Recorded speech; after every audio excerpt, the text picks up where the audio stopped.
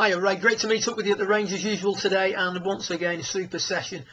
Just a quick recap on the gist of today's session. I mean, first of all, when we're looking at from down the line, we've seen a lot of improvements based on your previous session. Much better pressure beneath the right arm at that point, shoulders not as open.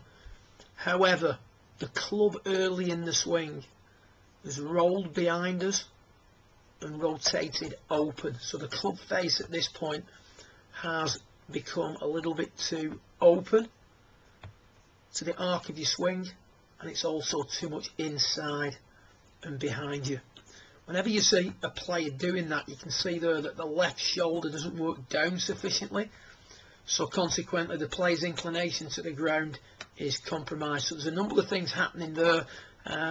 You know, chicken and egg, is it the left shoulder lifting that's pushing the club behind, or as we attempt to keep the club a little squarer to the path, do we get the left shoulder to work down a little bit more? Doesn't really matter. What we see here on the right hand side is a much better attempt. Now this was early on in your session, comes quite small swings. The feeling at this moment is that you keep the back of the gloved hand pointing down to the floor when we get to waist level.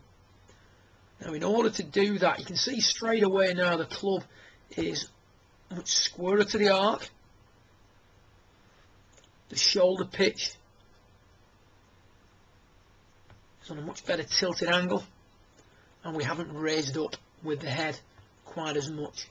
We run this through a little bit further, left shoulder rolling in, club behind.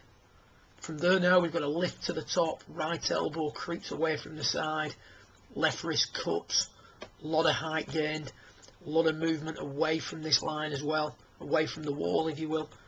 We'll look at this now again, albeit a little bit of a shorter swing, club face not as rolled open, right elbow staying in much better, not as much gain of height, not come away from the wall this line here as much, shoulders on a much better pitch down towards the golf ball. We then look at the knock-on effect in the downswing, shaft very steep through the right shoulder, shaft more through the middle of the bicep, club very open to the path of the swing,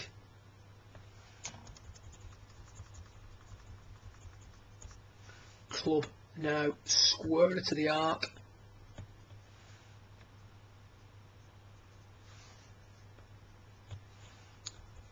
club face coming in very much pointing to the right as you attempt to keep this on the inside, club coming in much more down plane, squaring itself up.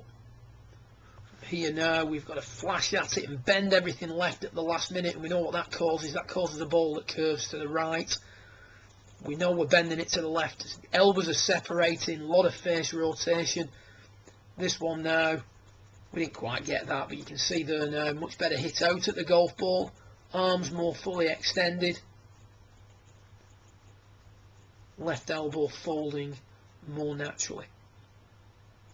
So key reference point for you, we're trying to improve your ability to deliver the club a little bit more toe down in the delivery position, to get away from this shot that, although better stroke, was starting somewhere in this direction at the start of your session.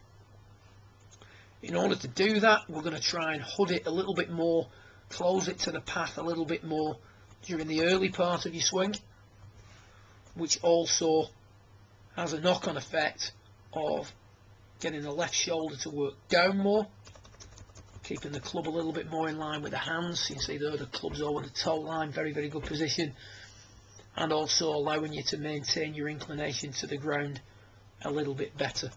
What I also like about these two swings is the overall setup position. You did some later in the session as well, which were great. We were stood a little bit taller to it because we've got the elbows together. You can see a little bit of a change in your posture, a little bit more height, a little bit more athletic setup. As I said, super session, great work, and I look forward to doing something again with you in a couple of weeks' time. Well done.